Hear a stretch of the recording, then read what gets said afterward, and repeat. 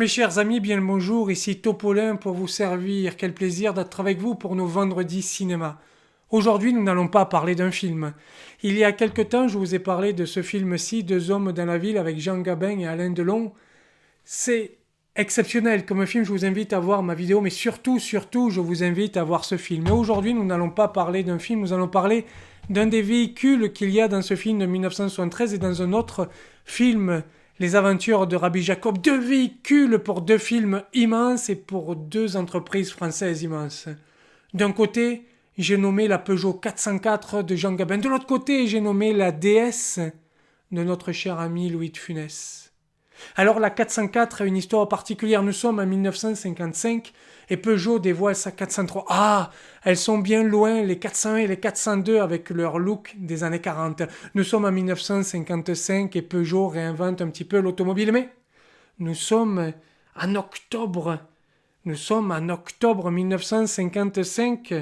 Et en octobre 1955, le 12 pour être précis, il y a le Salon automobile de Paris.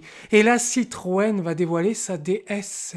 C'est un succès absolu. Ces courbes si modernes, 12 000 commandes le premier jour, 12 000 commandes le premier jour. Comment donc? Alors qu'en mai est sortie la 403. Voilà que Citroën vole la DS à Peugeot avec sa DS, vole la vedette, pardonnez-moi, à Peugeot avec sa DS, je m'emporte, mais la DS, quelle magnifique voiture.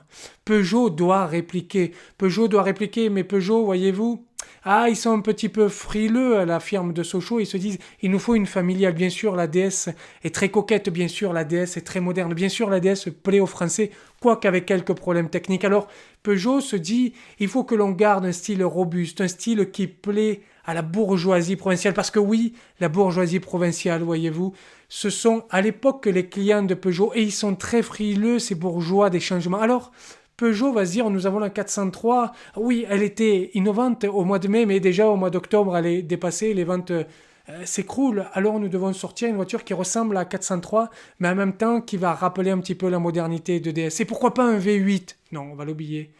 Et pourquoi pas dites-moi, une suspension oléopneumatique.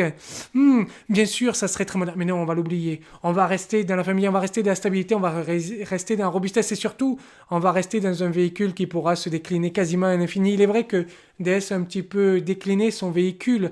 Connaissez-vous les DS à 8 roues? Oui, les DS à 8 roues. Je suis sûr que la plupart d'entre vous ne connaissez pas ces DS.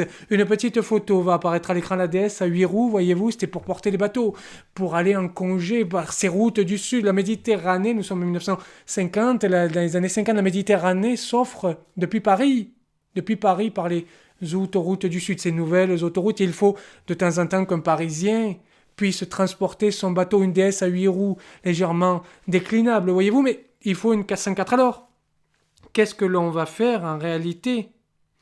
Eh bien, on va partir de la 403. On va partir de la 403 parce qu'elle a quand même eu tout de même son petit succès, même s'il est vrai qu'elle a été reprise par DS. Et on va faire confiance, voyez-vous, à l'Italie. On va faire confiance à Pininfarina parce que, après tout, c'est lui qui a dessiné la 403. Il va dessiner la 404, mais lui, cet Italien-là, travaille aussi pour Fiat. Il connaît très bien la Fiat 1500, très peu connue en France, il faut le dire, la Fiat 1500, et on va reprendre les courbes de la Fiat 1500, cette carrosserie si particulière, ces sièges si souples et en même temps si élégants. On va partir de ça, on va mixer la 403 avec la Fiat 1500, mais il faut dire la Fiat est très peu connue en France, il y a très peu d'imports et très peu d'exports. À l'époque, c'est beaucoup le marché national. On va mélanger tout ça et on va donner la 404.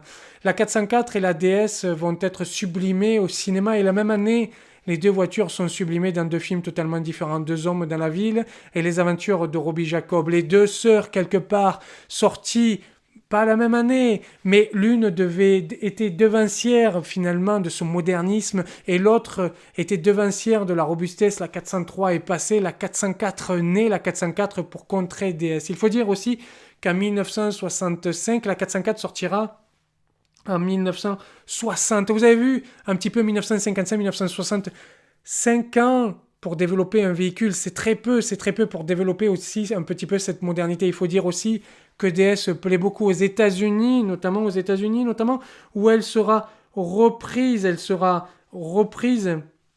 pour former une voiture de course. Excusez-moi, je cherche le nom de la voiture parce que je l'ai déjà oublié, la Reactor qui va avoir un moteur Chevrolet Corvair. Oui, la Reactor, vous vous en souvenez, vous qui êtes passionné de véhicules, excusez-moi, j'avais un petit trou de mémoire, mais pas grave, reprenons notre histoire. Vous avez la DS d'un côté, vous avez Peugeot de l'autre, et vous avez vu en quelques années, Peugeot a réussi à rebondir avec sa 404. Mais vous me direz, la 404, tu nous as dit, mon cher Topolin, qu'au début, qu'il y a eu 12 000 ventes le premier jour de la DS. La 404, sachez qu'elle fera 3 millions de ventes, quasiment 2,8 millions et des poussières, et qu'elle sera vendue en Afrique beaucoup, et que jusqu'à 1989, elle sera produite, alors qu'en 1975, la production s'arrête en France. Elle sera produite notamment au Kenya parce que les Africains adorent cette voiture, on le dit, elle est robuste.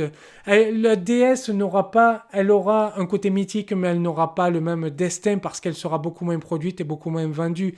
Il y aura eu une apogée au début, un pic comme ça, bien sûr. L'attentat du petit Clamart la rendra totalement mythique, mais la 404 restera dans les annales comme l'une des voitures les plus robustes de la firme de Sochaux, comme l'une des voitures les plus robustes françaises. Et puis elle connaîtra un succès énorme, notamment en Afrique où elle sera produite jusqu'en 1989. Deux voitures de légende, donc la DS que l'on connaît tous et qui nous fait toujours aussi rêver, et la 404 que j'adore, pour moi l'une des plus belles Peugeot. Et donc je voulais vous en parler parce que les films sont sortis la même année et on voit un petit peu ces voitures françaises au cinéma, et je voulais juste les comparer, vous faire un petit historique. C'était pour nos vendredis cinéma. Topolin pour vous servir, je vous dis à bientôt mes chers amis.